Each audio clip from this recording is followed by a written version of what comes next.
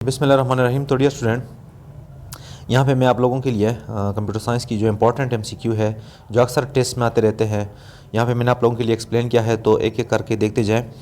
तो first MCQ हमारे पास है, which of the following is considered to be the first computing device. हमारे पास 4 कंप्यूटिंग डिवाइस दिए गए हैं। एक है हमारे पास एबाक्यूस, दूसरा है यूनिवेक, तीसरा है मार्क वन और चौथा हमारे पास है डेल। तो इनमें से कौन सा ऐसा डिवाइस था जो फर्स्ट ऑफ ऑल यानी दुनिया में पहली मरतबा कंप्यूटिंग के लिए इस्तेमाल हुआ करता था। तो पॉइंट ज़रा नोट कर ले कि वो करेक्ट आंसर हमारे पास है एबाक्यूस। एबाक्यूस कंप्यूटर नहीं था बल्कि कंप्यूटिंग डिवाइस था, यानी जो कि कैलकुलेशन के लिए इस्तेमाल हुआ करता था चाइना में तकरीबन 5000 साल पहले। तो नेक्स्ट एमसीक्यू हमारे पास है, the first computing machine that can add subtract and multiply was invented by. यानी दुनिया में पहली बार जब ऐसी डिवाइस बनी थी जो कि जमा मनफी ज़रब और तकसीम कर सकती थी, वो किसने बनाई थी? तो पहले हमारे पास आता है चार्ल्स ये नहीं था। कौन था फिर? विलियम वन लिबनीज़, ये जर्मन एक मैथमेटिशियन था, इन्होंने बनाई थी। तीसरा हमारे पास है हरमन होलरिथ और चौथा हमारे पास है कोनार्ड जोस। तो इसमें से जो करेक्ट आंसर है वो है लिबनीज़, जो बी है लिबनीज़। थर्ड एमसीक्यू देखें, the first general purpose computer invented by Charles Babbage was called. Point जरा नोट कर ले कि चार्ल्स को कंप्यूटर का फादर भी कहा जाता है, यानी पहली बार जब कंप्यूटर बनाई थी जो आजकल के कंप्यूटर से तकरीबन मैच हो रही थी, वो चार्ल्स ने बनाई थी। तो उसका नाम क्या था? तो उसका नाम था हमारे पास एनालिटिकल इंजन। यहाँ पे एक दिया गया है Z3, लेकिन ये भी नहीं था, और डेल ये भी नहीं था, HP ये भी नहीं था। तो क्या नाम था उसका? Analytical engine. फोर्थ एमसीक्यू है, the tabulating machine first time used in the US census was developed by. यानी एक मशीन था जिसका नाम था टेबुलेटिंग मशीन, जो कि पहली मरतबा अमेरिका की मरदमशुमारी के लिए इस्तेमाल हुआ था तारीख़ में। वो टेबुलेटिंग मशीन किसने बनाया था? तो यहाँ पे जो आंसर है वो हमारे पास है कौन सा वाला? हरमन होलरिथ ने इसको बनाया था, टेबुलेटिंग मशीन को, जो कि अमेरिका में मरदमशुमारी के लिए यूज़ हुआ था। अच्छा, पांचवा जो एमसीक्यू है वो ज़रा देखें, इनिएक्स स्टैंड फॉर। यहाँ पे जनरली ये क्वेश्चन इस तरह आता है, इनिएक्स स्टैंड फॉर, तो इनिएक्स से हमारे पास आता है electronic numerical integrated and computer. ये बेसिकली एमसीक्यू की फॉर्म में आता है कि इनिएक्स से क्या आता है। तो इनिएक हमारे पास इस चीज़ का बराबर है electronic numerical integrator and computer. छठा जो क्वेश्चन है वो भी बिल्कुल इसी तरह है, इडवेक स्टैंड फॉर। इडवेक हमारे पास मुखाफ़फ़ है किस चीज़ का? तो ये आंसर हमारे पास है electronic discrete variable automatic computer. सातवां एमसीक्यू जरा देखें, इडवेक वाज इन्वेंटेड बाय। ये इडवेक जो कंप्यूटर था ये बनाया किसने था? तो यहाँ पे हमारे पास जो करेक्ट आंसर है चार्ल्स बेबेज, नहीं, इसने नहीं बनाया था। रैंड, नहीं, इसने भी नहीं बनाया था। कोनार्ड जोस, नहीं। तो कौन सा वाला दुरुस्त है? वन न्यूमन ने पहले एक मशीन बनाया था जिसका नाम था इडवेक। क्वेश्चन नंबर 8 को ज़रा देखें, यूनिवेक यानी universal automatic computer was the first commercially available computer developed by. यानी मार्केट में जो कमर्शियली अवेलेबल कंप्यूटर थी यूनिवेक, वो किसने डेवलप की थी? तो पॉइंट ज़रा नोट कर ले कि ये क्वेश्चन इस तरह भी आता है कि यूनिवेक स्टैंड फॉर, और साथ साथ इस तरह भी आ सकता है कि यूनिवेक किसने बनाई थी। तो ये हमारे पास सही आंसर है इसका कौन सा वाला? ये जो पहला वाला है रिमिंगटन रैंड, ये इसने बनाई थी। वन न्यूमन भी नहीं है, ये कोनार्ड जोस भी नहीं है, बिल गेट्स भी नहीं है। Question number 9 is considered as the father of modern digital computer. आजकल जो डिजिटल कंप्यूटर इस्तेमाल हो रहे हैं, हम जो इस्तेमाल कर रहे हैं, उसका बेसिकली फादर कौन है? तो अक्सर स्टूडेंट बिल गेट्स को दुरुस्त करार देते हैं, लेकिन ये नहीं है, क्योंकि बिल गेट्स बेसिकली माइक्रोसॉफ्ट का मालिक है। तो वन न्यूमन, नहीं, ये भी नहीं है। कोनार्ड जोस, नहीं, ये भी नहीं है। तो कौन सा वाला ठीक है? चार्ल्स बेबेज कंप्यूटर का फादर कंसिडर किया जाता है जी। नेक्स्ट हमारे पास है the main components of first generation of computer. तो यहाँ पे ज़रा पॉइंट नोट कर ले कि जो हमारे पास फर्स्ट जनरेशन था कंप्यूटर का, जिसको हम सिंपली 1 GB कहते हैं कंप्यूटर में, तो इसमें इस्तेमाल हुआ करता था वैक्यूम ट्यूब। सेकेंड जनरेशन में फिर वैक्यूम ट्यूब की जगह ले ली किस चीज़ ने? ट्रांजिस्टर ने। यानी जब ट्रांजिस्टर दुनिया में आया और जब कंप्यूटर में इस्तेमाल हुआ तो इससे पहले इस्तेमाल हुआ करता था वैक्यूम ट्यूब। वैक्यूम ट्यूब जो काम करते थे वही काम ट्रांजिस्टर भी करता था। तो जब ट्रांजिस्टर इस्तेमाल हुआ तो इस कंप्यूटर को फिर नाम दिया गया सेकंड जनरेशन, यानी इस कंप्यूटर का जो जनरेशन था वो सेकंड ठहराया गया। इसके बाद थर्ड जनरेशन में फिर इस्तेमाल में आने लगा आईसी। थर्ड जनरेशन में इस्तेमाल में आने लगा आईसी। तो यहाँ पे एमसीक्यू है, क्वेश्चन नंबर 10 ज़रा देखें। The main component of first generation of computer.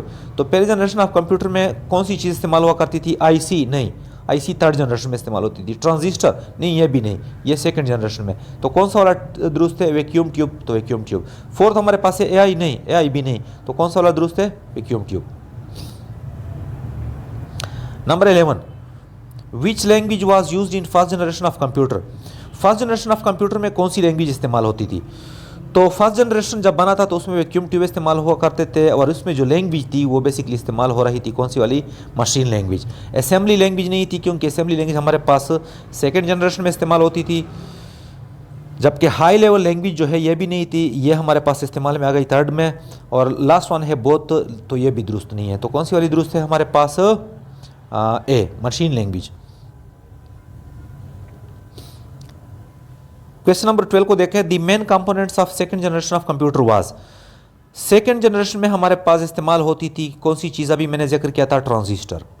Transistor इस्तेमाल होती थी, और एक और चीज़ भी है असेंबली लैंग्वेज, जिसमें यह भी इस्तेमाल होती थी। आईसी नहीं, आईसी नहीं।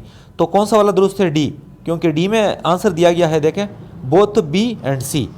तो कौन सा वाला दुरुस्त है? बी एंड सी। मतलब बी एंड सी इस्तेमाल हुआ करती थी, लेकिन एमसीक्यू कौन सा वाला दुरुस्त होगा? डी। अच्छा, question number 13, the main component of third generation of computer was. Third generation of computer में हमारे पास मेन कंपोनेंट कौन कौन सी थी, यानी कौन कौन सी चीज़ इस्तेमाल हुआ करती थी? तो फर्स्ट ऑफ ऑल है आईसी। आईसी हमारे पास थर्ड जनरेशन में इस्तेमाल होती थी। एआई नहीं, एआई हमारे पास इस्तेमाल हो रही है फिफ्थ जनरेशन में। वैक्यूम ट्यूब नहीं, ये भी हमारे पास इस्तेमाल नहीं हो रही थी, क्योंकि ये हमारे पास इस्तेमाल होती थी फर्स्ट जनरेशन में। तो D, both A and B नहीं, ये भी नहीं है। तो कौन सा वाला दुरुस्त है? आईसी।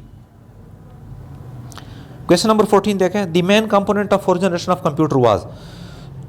फोर्थ जनरेशन में हमारे पास इस्तेमाल होती थी आईसी, बिल्कुल। माइक्रो प्रोसेसर, बिल्कुल। पॉइंट जरा नोट कर ले कि फोर्थ जनरेशन हमारे पास तब कहलाता है जब माइक्रो प्रोसेसर का इस्तेमाल आया। माइक्रो प्रोसेसर का मतलब है कि प्रोसेसर के जितने कंपोनेंट है वो इससे पहले सेपरेट हुआ करते थे कंप्यूटर के अंदर, लेकिन जब डिफरेंट पार्ट जिसमें हमारे पास आती है ALU, जिसमें हमारे पास आती है CU और रजिस्टर वगैरह, तो ये प्रोसेसर के हिस्से है। और ये फोर्थ जनरेशन ऑफ कंप्यूटर से पहले अलग अलग चिप्स की फॉर्म में आते थे। लेकिन जब माइक्रो प्रोसेसर बना, माइक्रो प्रोसेसर का मतलब है कि ये जो जितने भी कंपोनेंट है प्रोसेसर के, ये सब के सब एक चिप के अंदर बने, तो इसको नाम दिया गया माइक्रो प्रोसेसर। और फिर इस जनरेशन को नाम दिया गया फोर्थ जनरेशन ऑफ कंप्यूटर। साथ साथ ये पॉइंट भी नोट कर ले कि फोर्थ जनरेशन में हमारे पास हाई लेवल लैंग्वेज भी इस्तेमाल हुआ करती थी। तो इसमें से कौन सा वाला MCQ दुरुस्त है? डी, क्योंकि डी में है ऑल ऑफ द अबव। यानी फोर्थ जनरेशन ऑफ कंप्यूटर में आईसी भी इस्तेमाल हुआ करता था, माइक्रो प्रोसेसर भी इस्तेमाल हुआ करता था, और साथ साथ हाई लेवल लैंग्वेज भी। नेक्स्ट हमारे पास है 15, artificial intelligence and robotics are used in. Artificial intelligence और रोबोटिक कौन से जनरेशन में इस्तेमाल हो रहा है? तो ये बेसिकली इस्तेमाल हो रहा है आजकल, यानी फिफ्थ जनरेशन में। तो यहाँ पे हमारे पास आंसर आया है फर्स्ट जनरेशन नहीं, फर्स्ट जनरेशन में आर्टिफिशियल इंटेलिजेंस नहीं था। सेकंड जनरेशन नहीं, सेकंड में भी नहीं था। थर्ड जनरेशन नहीं, इसमें भी नहीं था।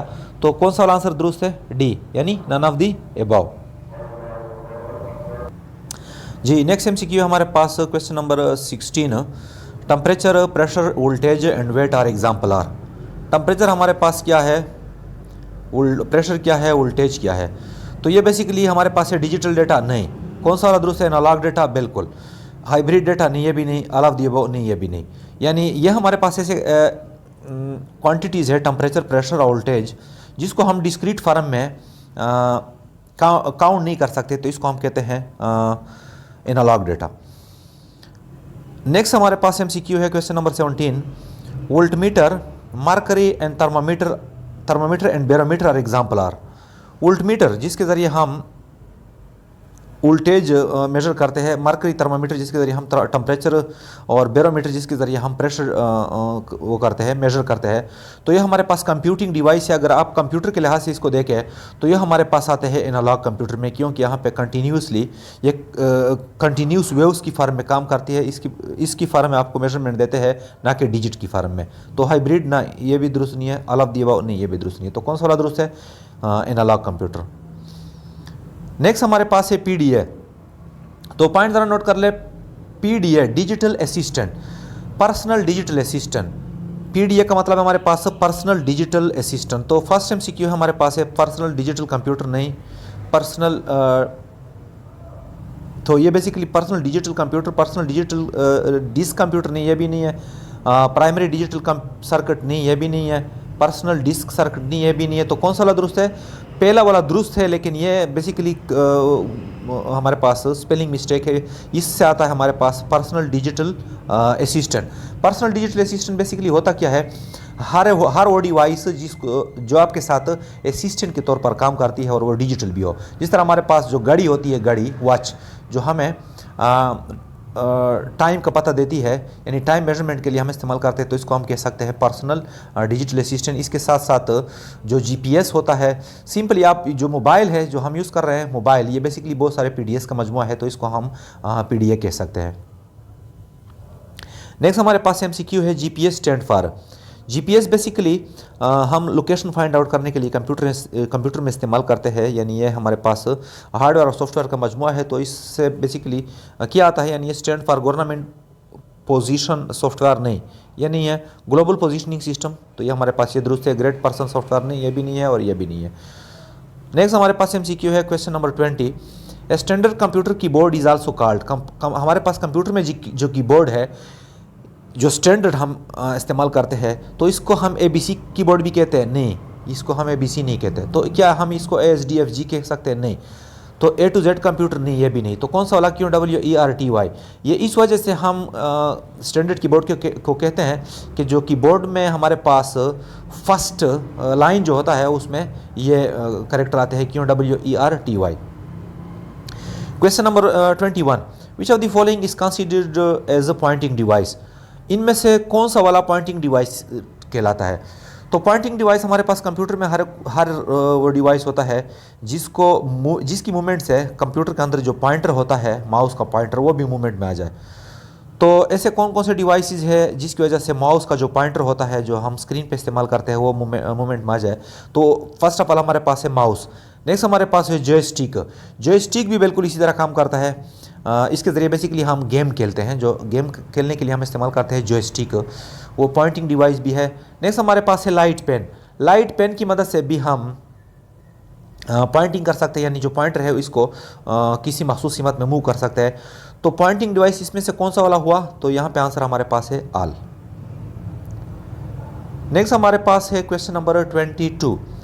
ATM stand for. एटीएम का जो मशीन है, बेसिकली एटीएम हमारे पास मेन फ्रेम कंप्यूटर में भी आता है, यानी एटीएम हमारे पास मेन फ्रेम कंप्यूटर है। एटीएम से आता क्या है? ऑल टाइम मशीन नहीं, ऑल टाइम मेमोरी नहीं, ये भी नहीं। ऑटोमेटिक टेलर मशीन, बिल्कुल ये एग्जैक्ट, ये हमारे पास दुरुस्त है। कौन सा वाला? Automatic teller machine. नेक्स्ट हमारे पास है question number 23। Light pen is used as input device and can work on. Light pen, याद रखें हमारे पास लाइट पेन एक इनपुट डिवाइस है जो कि हम इनपुट के लिए इस्तेमाल करते हैं स्क्रीन पे, यानी जो कंप्यूटर का आजकल तो हमारे पास वो टच स्क्रीन है, लेकिन इससे पहले हम इस्तेमाल करते थे एलसीडी। तो एलसीडी हमारे पास लिक्विड क्रिस्टल डिस्प्ले, एक ऐसा मॉनिटर हुआ करता था जिसकी शेप तकरीबन इस तरह हुआ करती थी, इस तरह कि जिसका जो स्क्रीन है थोड़ा सा बाहर उभरा हुआ था। तो इस किस्म के स्क्रीन पे हम इस्तेमाल करते थे लाइट पेन को एज ए इनपुट डिवाइस। तो लाइट पेन किस डिवाइस पे काम करता है? सिर्फ और सिर्फ एलसीडी पे। ये एलईडी पे काम करता है? नहीं। सीआरटी पे काम करता है? नहीं। ऑल ऑफ देम नहीं। तो कौन सा वाला दुरुस्त है? एलसीडी। लाइट पेन सिर्फ एलसीडी पे काम करता है, और लाइट पेन हम लाइट के लिए इस्तेमाल नहीं करते, बल्कि बेसिकली ये क्या है? ये एक इनपुट डिवाइस है जो कि एलसीडी स्क्रीन से टच स्क्रीन बनाता है। अच्छा, नेक्स्ट वेरी इंपॉर्टेंट एमसीक्यू है 24। Digital camera is an. Digital camera, हमारे पास जो कैमरा होती है, जिसके ज़रिए हम तस्वीरें निकालते हैं, ये कौन सी डिवाइस है? ये हमारे पास इनपुट डिवाइस है, आउटपुट डिवाइस है, बोथ इनपुट एंड आउटपुट है, नन ऑफ द अबव। तो अक्सर स्टूडेंट का मानना है कि ये बोथ इनपुट और आउटपुट डिवाइस है, क्योंकि कैमरे के ज़रिए हम पिक्चर लेते भी हैं और साथ साथ हम इसके ज़रिए पिक्चर देखते भी हैं। नहीं, ये गलत है। कैमरे के ज़रिए हम सिर्फ पिक्चर लेते हैं, जब हम पिक्चर को देखते हैं तो बेसिकली हम स्क्रीन के ज़रिए देखते हैं, तो स्क्रीन बेसिकली आउटपुट डिवाइस है, जबकि कैमरा हमारे पास सिर्फ और सिर्फ इनपुट डिवाइस है। तो question number 25, the device which convert hard copy of document to soft copy is called. ये जो स्क्रीन पे आप लोग देख रहे हैं, ये जो कॉपी है, इसको हम कहते हैं सॉफ्ट कॉपी। अगर ये पेज पे हम प्रिंट कर ले तो इसको हम कहते हैं हॉट कॉपी। तो वो डिवाइस जो इस सॉफ्ट कॉपी से हार्ड कॉपी बनाता है, यानी कागज़ बनाता है, उसको हम कहते हैं प्रिंटर। और प्रिंटर का जो उल्ट है, ये जो रिवर्स है, जो कि हार्ड कॉपी से सॉफ्ट कॉपी बनाता है, तो उसका नाम है हमारे पास स्कैनर। कौन सा वाला डिवाइस? स्कैनर। तो यहाँ पे एमसीक्यू ज़रा दोबारा देखें। The device which convert hard copy of computer document to soft copy is called monitor. नहीं, मॉनिटर हमारे पास सिर्फ आउटपुट डिवाइस है। प्रिंटर ये भी हमारे पास आउटपुट डिवाइस है, लेकिन ये सॉफ्ट कॉपी से वो बनाता है हार्ड कॉपी। माउस नहीं, ये हमारे पास इनपुट डिवाइस है। तो कौन सा वाला दुरुस्त है? स्कैनर। स्कैनर एक ऐसा डिवाइस है जो कि हार्ड कॉपी से सॉफ्ट कॉपी बनाता है। OCR stand for. OCR हमारे पास एक ऐसा डिवाइस है जिसके अंदर सॉफ्टवेयर भी होता है जो कि करेक्टर को रीड करता है। तो इससे सिंपली हमारे पास आता है ऑप्टिकल करेक्टर रीडर। बिल्कुल ये दुरुस्त है। ऑप्टिकल कंप्यूटर रीडर ये भी गलत है। ऑर्गेनिक कंप्यूटर रीडर ये भी गलत है, ये भी गलत है। तो कौन सा वाला दुरुस्त है? Optical character reader. Barcode reader. Barcode reader हो सकता है आप लोगों ने देखा हो, जो बारकोड के लिए हम यूज़ करते हैं। बारकोड हमारे पास इस तरह लाइन की फॉर्म होता है जो अक्सर प्रोडक्ट पे होता है, तो इसको रीड करने के लिए हम यूज़ करते हैं बारकोड। तो जब बारकोड के ज़रिए हम किसी चीज़ को रीड करते हैं तो ये डेटा बेसिकली वहाँ से लेता है और कंप्यूटर की तरफ इंटर करता है। तो बारकोड रीडर हमारे पास क्या है? इनपुट डिवाइस है। आउटपुट डिवाइस हमारे पास ये नहीं है, बहुत इनपुट और आउटपुट भी नहीं है, कम्युनिकेशन डिवाइस भी नहीं है। तो कौन सा वाला दुरुस्त है? बारकोड हमारे पास है। बारकोड रीडर बेसिकली क्या है? इनपुट डिवाइस है। नेक्स्ट हमारे पास है माइक्रोफोन। ईजेन। माइक्रोफोन हमारे पास क्या है? तो पॉइंट ज़रा नोट कर ले कि जो माइक हम इस्तेमाल करते हैं, अक्सर आप लोगों ने मुअज्जिन को देखा होगा जो मस्जिद में अजान करता है, तो उस डिवाइस के सामने जो खड़ा होकर अजान करता है, इसको हम कहते हैं माइक्रोफोन, या सिंपली इसको हम माइक भी बोलते हैं। तो ये हमारे पास कौन सा वाला डिवाइस है? Input device, output device, both input output. तो ना ये तो आउटपुट है या ना ये तो बोथ है, नन ऑफ द अबव। तो कौन सा वाला दुरुस्त है? ये हमारे पास है इनपुट डिवाइस। नेक्स्ट हमारे पास है question number 29। ATM is an example of micro computer, main frame computer, super computer, mini computer. तो ATM हमारे पास माइक्रो कंप्यूटर है? नहीं। कौन सा वाला कंप्यूटर है? ये मेन फ्रेम। देखिए हमारे पास जो आम कंप्यूटर इस्तेमाल होते हैं, जो घर में हम इस्तेमाल करते हैं, जो ऑफिस में इस्तेमाल करते हैं, इसको हम कहते हैं माइक्रो कंप्यूटर। जो ऑर्गेनाइजेशन की सतह पर इस्तेमाल होती है, जिस तरह हमारे पास बैंक के साथ इस्तेमाल होता है, बैंक के साथ लगा होता है ATM, तो उसको हम कहते हैं main frame computer. Super computer हमारे पास फिर कंट्री सतह पे इस्तेमाल होती है, जिस तरह हमारे पास नासा में इस्तेमाल होती है। मिनी कंप्यूटर ये भी नहीं है। तो कौन सा वाला दुरुस्त है? Main frame computer. ATM हमारे पास क्या है? मेन फ्रेम कंप्यूटर है। नेक्स्ट हमारे पास है which of the following is an example of system software. तो सिस्टम सॉफ्टवेयर देखें, हमारे पास सॉफ्टवेयर की दो किस्में हैं। एक को हम कहते हैं एप्लीकेशन सॉफ्टवेयर, दूसरे को हम कहते हैं सिस्टम सॉफ्टवेयर। तो ऐसी सॉफ्टवेयर जिसके बगैर कंप्यूटर काम नहीं करता, इसको हम कहते हैं सिस्टम सॉफ्टवेयर। और ऐसे सॉफ्टवेयर जिसको अगर हम कंप्यूटर में इस्तेमाल ना भी करें तो भी कंप्यूटर काम करेगा, और जिसको हम सिर्फ मखसूस कामों के लिए इस्तेमाल कर सकें, उसको हम कहते हैं एप्लीकेशन सॉफ्टवेयर। तो ऑपरेटिंग सिस्टम हमारे पास कहलाता है बेसिकली विंडो को हम कहते हैं ऑपरेटिंग सिस्टम। लैंग्वेज ट्रांसलेटर हमारे पास कंप्यूटर में इस्तेमाल होती है, जो कि हमारी जो टेक्स्ट होती है, जो हमारे कमांड होती है, कंप्यूटर की ज़ुबान में कन्वर्ट करती है। डिवाइस ड्राइवर, जो कि हमारे पास डिफरेंट डिवाइसेस को चलाते हैं कंप्यूटर के अंदर। तो इनमें से ऑल ऑफ दी बहुत दुरुस्त है। मतलब सिस्टम सॉफ्टवेयर में हमारे पास ऑपरेटिंग सिस्टम भी आता है, लैंग्वेज प्रोसेसर भी आता है, और साथ साथ डिवाइस ड्राइवर भी। तो डियर स्टूडेंट, ये था हमारे पास पहला वीडियो जिसमें हमने 30 MCQ सॉल्व किया। मिलते हैं फिर नेक्स्ट वीडियो में, तब तक के लिए इजाज़त दीजिए। अल्लाह हाफ़िज़।